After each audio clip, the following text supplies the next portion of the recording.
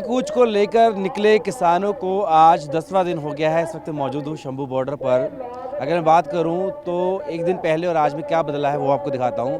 दरअसल निशान तस्वीरें दिखाइए, जो पॉपक्लेन मशीन जो हमने कल देखी थी, जिनका इस्तेमाल बैरिकेड को तोड़ने में किया जाना था, सड़क पर थी। अब वापस उसको यहाँ पर ट्रैक्टर पर लाद लिया गया है और विशेष रूप से इन पॉपक्लेन मशीन्स को तैयार किया गया था। खासकर मैं अगर बात करूं तो जो ड्राइवर का केबिन है उसको बख्तर बंद बनाया गया था, ताकि अगर सामने से जिस तरीके से देखा था हमने कि आंसू गैस के गोले चले थे, उसका असर ना हो, ड्राइवर को सीधे तौर पे देखा ना जा सके, उस पर बल प्रयोग ना हो, इसको लेकर के ख़ास इंतज़ाम किए गए थे और ऐसी कई मशीनें अलग अलग बॉर्डर पर तैनात की गई थी। अब देखिए जो किसान हैं आगे नहीं बढ़ पाए, तो अब इन जो पॉपक्लेन मशीन है उनको फ्रंट से हटा लिया गया है और यहाँ पर हम देखें तो उनको वापस ट्रॉली में लाद दिया गया है। और इसके अलावा भी कई जेसीबी मशीन वगैरह जो थी उनको अब पीछे की तरफ कर दिया गया है।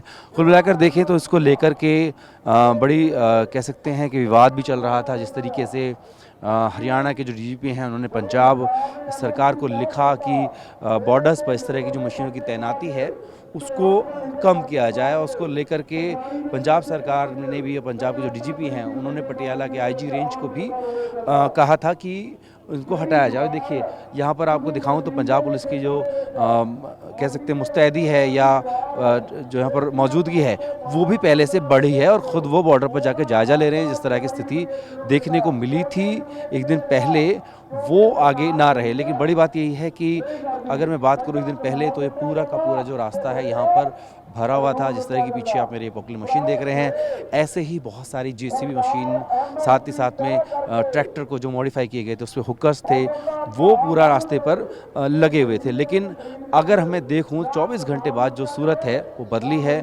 ना तो वो संख्या यहाँ पर नज़र आ रही है जो हमने जो है एक दिन पहले देखी थी, और ना उस तरीके की तैयारियाँ, क्योंकि इसके पीछे की वजह ये भी है कि किसानों ने कहा है कि वो कम से कम 2 दिन, यानी कि आज का दिन और जो कल का दिन है, उसमें अपने जो उनके साथी हैं उनका कहना है कि वो घायल हुए हैं किसान, उनके तीमारदारी में लगेंगे, उनका इलाज कराएंगे और उसके बाद रणनीति तय करके कल शाम को बताया जाएगा कि किस तरीके से सरकार से बातचीत आगे बढ़े।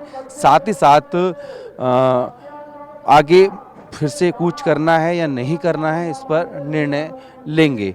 वहीं दूसरी तरफ निशान ज़रा दिखाइए, हमने आपको पूरी स्ट्रैटेजी बताई थी कि कैसे जो मिट्टी के बोरे हैं, रेत से भरे हुए बोरे हैं, उनको यहाँ पर लगाया गया था। अगर मैं बात करूँ तो एक दिन पहले कम से कम 8 से 10 ट्रॉलियाँ थी, उनमें भरे हुए थे। अब देखिए जो ट्रॉलियाँ आपको खाली नज़र आ रही है, उनकी संख्या भी कम हुई है। हालांकि जो कट्टे थे, जो हमें पता लगा कि 20,000 एकड़ में तैयार किए गए हैं, उनसे एक बंकर ज़रूर बना दिया गया है और कहा गया था कि ये इनसे एक टेम्परेरी पुल बनाया जाएगा और उसका इस्तेमाल पार करने में किया जाएगा अगर पॉपक्लेन मशीन से बैरिकेड तोड़ने में कामयाब नहीं होते हैं।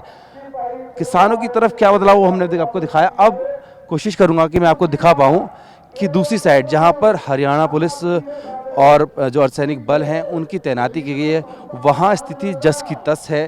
जिस तरीके से कल हमने देखा था कि बड़ी बड़ी मशीनें उस तरफ भी लगाई गई हैं, पॉपक्लेन मशीन वो अभी के अभी वैसे ही लगी हुई है। साथ ही साथ अगर बात करूं तो सुरक्षा के जो कर्मी जो हैं वो, और साथ में बैरिकेडिंग और जो तमाम जो इंतजामात थे वो हर दिन बढ़ रहे हैं और उसको और भी ज़्यादा पुख्ता किया जा रहा है।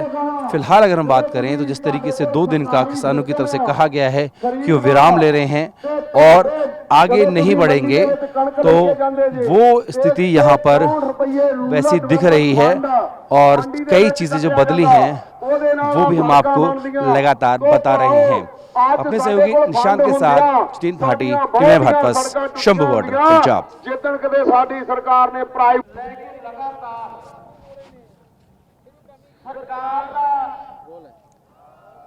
इस वक्त हम मौजूद हैं पंजाब और हरियाणा के बीच शंभू बॉर्डर पर, जहां पर किसान पिछले 10 दिन से डटे हुए हैं।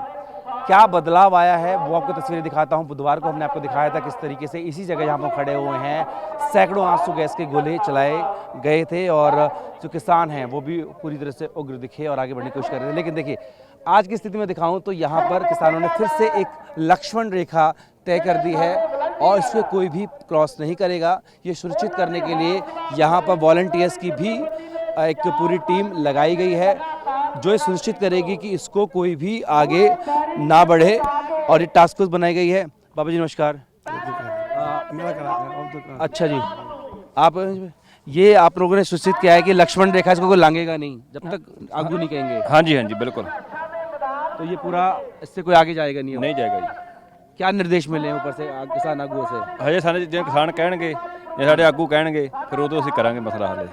ਉਦੋਂ ਕੱਲ ਕਰਾਂਗੇ ਕੋਈ ਹਜੇ ਕੋਈ ਗੱਲ नहीं है। कम से कम 2 दिन आप बढ़ने की कोशिश नहीं करेंगे? हाँ जी 2-3 दिन कोई अगर आगे जाता है तो उसको जब रोकते हैं। रोकते हैं। हाँ जी तो बिल्कुल ये खुद उन्होंने लक्ष्मण रेखा बना ली है कि इसके आगे कोई भी नहीं आएगा।